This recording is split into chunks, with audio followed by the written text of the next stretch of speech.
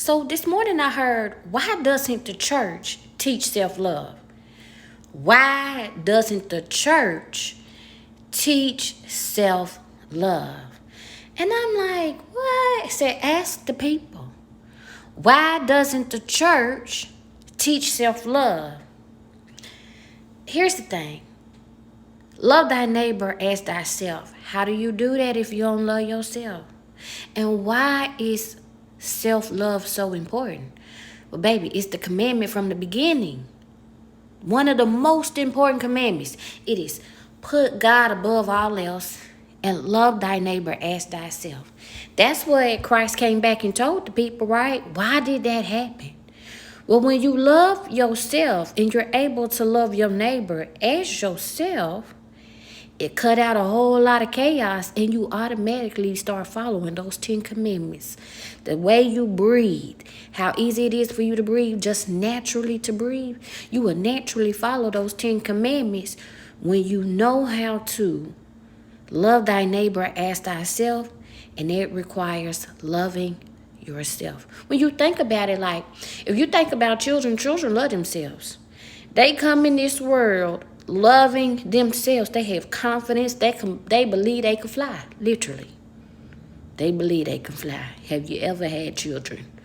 Baby, they jump off of everything with all the confidence in the world that they won't get hurt.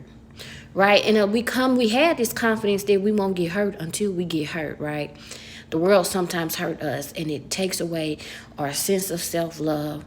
It takes away our confidence. It gives us more fear and take away from our faith. If you think about children, children got a lot of faith, especially in themselves.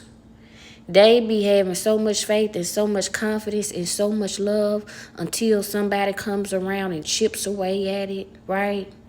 Children think they the smartest things walking, even when they know nothing. You can't tell them they don't know nothing, right?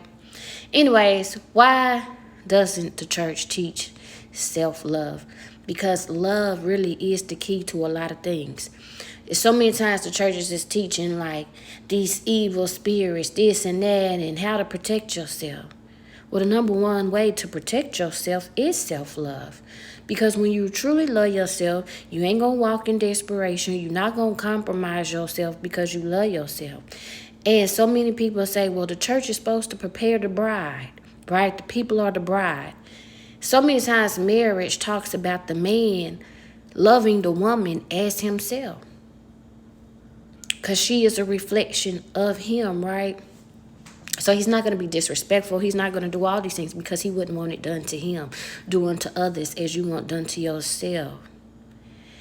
Now, that even ties into loving yourself. That doing to others as you want done to yourself is love thy neighbor as thyself. And I really think that when we talk about how to overcome things, even how to overcome the darkest parts of the mind, the darkest parts of you, it will come from love. Love literally is the answer. And I just wonder why we're not teaching people how to love. We're teaching people how to endure misery. But misery wouldn't need to be endured if we was operating out of love. Love ain't miserable. And for so long, we have been taught that love is miserable. How many people don't want to get married?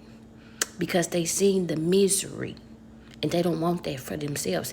Even myself, I didn't want to get married because I looked at marriage as a prison. And even though there was misery in my marriage, when I say God came for me, I'm not playing. God came for me and showed me how misery is created when you do not love yourself and when you are separated from God. And there's a lot of things that happen to us, and there's a lot of things in this world that separates us from God. And when you think about being separated from God, you got to think about the sense of unworthiness and the desperation of love. Right? We be voided of love and we be so desperate for it that we'll start to settle in a lot of areas in our life that we're not supposed to, just for the illusion, the hope of love. All those things tie in together.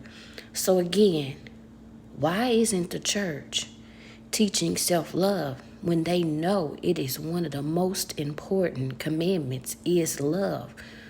Why aren't we doing that? Anyways, y'all do what y'all want to do. But baby, that love is going to be unconditional. Not just for yourself, but for other people.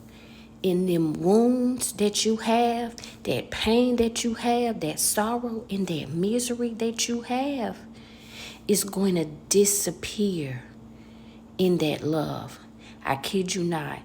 That love will literally heal those wounds. And a lot of people don't understand the love, honor thy mother and father. Even that is tied into self-love. And when you start to have that real self-love, not that fake self-love, not the I only love myself if I'm cute, I only love myself if I'm doing X, Y, and Z, not that. That unconditional self-love, that through the good, the bad, the ugly, and the beautiful, I'm going to love me. Even that will heal those parental wounds. Anyways, y'all do what y'all want to do, because y'all do that anyways. But if you do want to start to understand that love and understanding yourself and reconnect back to yourself and to God, I do offer spiritual counseling, advisory more so, because I ain't your counselor. But I can advise you and we can walk through the darkness. I've been there before. Anyways, y'all have a good day.